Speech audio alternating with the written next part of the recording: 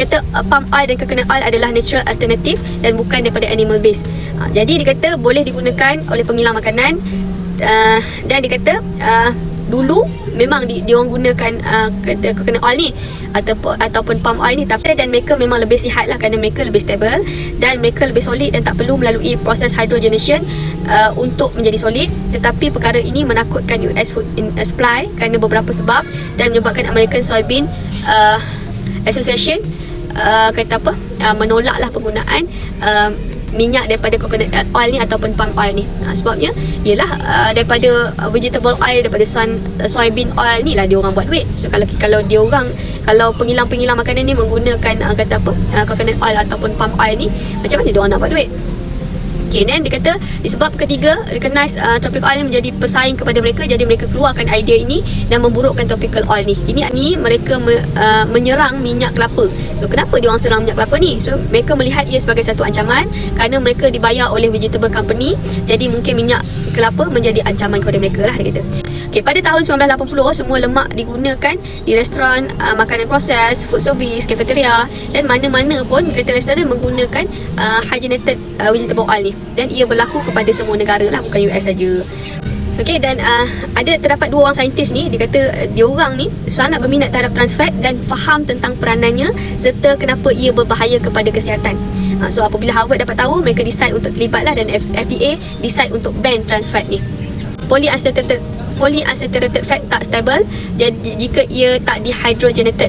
Jadi company minyak sayur ni mula kembali kepada chemistry lab dan figure it out lah. Mereka mula gunakan new strategy yang boleh gantikan hydrogenated fat ni, dan mereka keluarkan GMO soybean untuk hasilkan less particular fatty acid yang menyebabkan rancid seperti linolite. Guna lebih banyak sunflower oil disebabkan ia lebih stable dan tinggi monosaturated fat, dan mereka memanggil benda ini sebagai intersterofic oil.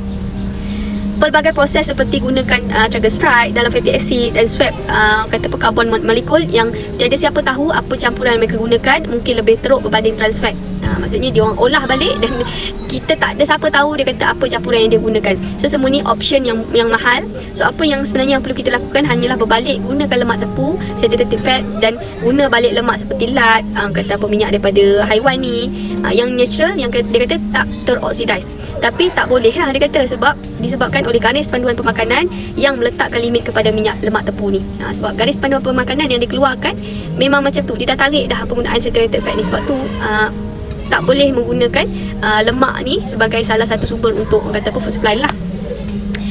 Ini kenapa sukar untuk elak penggunaan vegetable oil dalam restoran, dan sebenarnya ia option lagi murah lah berbanding kalau dia menggunakan lard ataupun yang berasaskan daripada lemak haiwan ni, memang mahal lah kan. Dan kerarangan adalah kesan daripada omega 6. Polyunsaturated fat yang mengandungi terlalu tinggi kandungan omega 6 yang mempunyai kesan kerarangan yang tinggi, yang ni kita tahu dah. Dan omega 6 boleh datang daripada pengambilan nuts, tapi terlalu banyak datang daripada vegetable oil ni. Ratio omega 6 dan omega 3. Dia kata kalau kita ambil omega 6 yang banyak, kita kena tingkatkan lagi omega 3 ni. Pengambilan omega 3 lebih tinggi daripada pengambilan omega 6, dia kata. Tapi yang lebih mudah sebenarnya kita elak pengambilan omega 6 tu lah, supaya tak perlulah berlakunya keradangan yang kronik. So dia kata berhati-hati juga dengan penggunaan tepung nuts flour ni, tepung almond contohnya, mungkin juga tinggi dengan omega 6. So apa berlaku terhadap makanan goreng di setiap negara? Mereka hanya menggunakan minyak yang sama berulang-ulang kali, seperti macam kita tahulah fast food restaurant, mereka menggunakan minyak yang sama yang digunakan berulang-ulang kali, yang menyebabkan makanan tu jadi problem lah kan. So sangat menakutkan untuk dengar cerita tentang vegetable oil yang dipanaskan. Ia hanya sebahagian toksik produk dalam minyak panas. Kesan yang diberikan iaitu aldehyde. Okay, dia kata ini hanya sebahagian kecil toksik produk dalam minyak panas. Kesan yang diberikan iaitu aldehyde. Aldehyde adalah formal marker untuk kanser. Risiko kanser dan aldehyde dihasilkan dalam kuantiti yang banyak apabila makanan goreng digoreng dalam polyunsaturated oil. Ada kajian yang dilakukan untuk lihat kandungan aldehyde dalam nugget ayam dan farm fries yang dijumpai, dan menjumpai beratus oxidation produk, tapi yang paling tinggi level adalah aldehyde ni. So apa yang mengejutkan adalah restoran makanan bergoreng berhadapan dengan kesusahan dalam mencuci. Bahan menggoreng jadi melekit dan hasilkan bahan seperti polimer yang menyumbat longkang ni. Dan kalau kita tengok sebenarnya fakta lah, kalau orang tu dia kata apa, goreng yang sangat-sangat banyak, minyak tu menjadi satu bahan yang kata apa, melekat, dipanggil sebagai bahan polimer. So mereka terpaksa menggunakan bahan pencuci yang lebih kuat untuk mencuci semua bahan-bahan yang melekat di dinding, longkang dan lantai ni.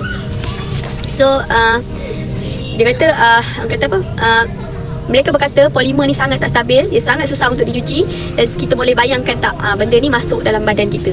So macam mana badan kita nak mencuci bahan, nak detox bahan-bahan ni, memang susah lah. Olive oil, dia kata olive oil mempunyai sedikit perbezaan dari segi polyunsaturated seed oil disebabkan ia hanya ada satu double bond, ia lebih stabil. Dia kata mono saturated fat di tengah-tengah antara polysaturated fat dengan saturated fat. Dia kata apa, yang paling stabil adalah saturated fat, yang kedua mono saturated fat, yang ketiga polyunsaturated fat, yang tu paling tak stabil sekali lah. Dia kata mono saturated fat berada di tengah-tengah antara poly dan saturated fat. So lesson daripada kata apa, lecture ni, dia kata untuk salad ataupun dressing kita bolehlah guna olive oil ni, tapi olive oil ni dia tak sesuai untuk membuat goreng, guna untuk dressing saja. Yang kedua, dia kata elak penggunaan polyunsaturated fat seperti minyak sayur tu lah, kata apa, canola, sunflower, apa semua bla bla bla tu. Yang ketiga, dia kata untuk masak kita gunakan saturated fat, lemak yang datang daripada sumber lemak haiwan, ataupun kalau kita kat sini bersyukur sangat, kita kat Malaysia ni kita guna minyak sawit, minyak sawit. Dan dia kata elak makanan goreng di kedai, sebab kita tahu makanan goreng kat kedai ni dia akan goreng dengan menggunakan minyak yang sama berulang-ulang kali. So itu pun tak okey juga. Okay, dia kata kalau kita gunakan lemak daripada haiwan ni untuk menggoreng, dia lebih sedap lah. Memang betul, memang lagi sedap. Dan dia kata dengan saranan nasihat yang dikeluarkan untuk tukar saturated fat kepada polyunsaturated fat, dan recommendation ini tergantung by a trade, dan apa yang mereka buat hanyalah ignore kesemua randomized control clinical trial di mana solid standard of evidence, dan mereka gantikan dan mereka sentiasa cuba untuk keluarkan kajian yang kata apa, di Harvard ni yang tak berpenghujung berdasarkan epidemiological data kajian yang sangat-sangat lemah untuk menyokong polisi yang digunakan ini. So sebenarnya walaupun kita semua dah tahu dah penggunaan polyunsaturated fat tu boleh menyebabkan keradangan yang kronik, mereka ni still lagi kata mencari jalan, mencari cara macam mana dia nak provekan penggunaan polyunsaturated fat ni baik untuk kata apa, epidemiologi data. So dia orang sentiasa cuba, tapi sebenarnya tak boleh pun, sebab data menunjukkan dan membuktikan data dia orang tu sangat-sangat lemah untuk menyokong kenyataan yang dia orang buat tu. Topik ni agak panjang, topik vegetable oil ni agak panjang, tapi benda ni interesting lah untuk kita tahu kan. So dia menjawab banyak persoalan sebelum ni kita sebelum ni kita tak faham kenapa kalau kata benda tu tak elok, kenapa ia masih dipasarkan ataupun kenapa ia masih digunakan. So kita kena faham lah, kita berada di satu zaman yang mana zaman industri, dan kita ni pengguna ni hanyalah sebagai produk lah. Kita hanyalah produk kepada industri ni. Tak kira lah industri pemakanan, industri perubatan, industri apa saja industri, kita sebenarnya hanyalah produk kepada industri tu. So sebenarnya kita lah kena educate diri kita sendiri, keluarga kita sendiri, supaya kita tak menjadi mangsa kepada industri-industri ni. Sebab kalau kita nak tengok, kalau kita nak tunggu perubahan itu berlaku, kita tak tahu bila akan berlaku, dan kita sebenarnya anytime untuk menjadi mangsa kepada industri ni. So kita adalah produk kepada industri, so kita lah kena bijak untuk memilih apa produk untuk kita konsum. Sebab apa saja yang kita amalkan, sama ada pemakanan, perubatan, apa saja, ia memberi kesan kepada tubuh badan kita. So kita kena timbang-timbang, sentiasa kena alert, sentiasa kena buat research untuk setiap produk yang kita nak amalkan ataupun kita nak konsum, supaya dia memberi benefit kepada tubuh badan kita.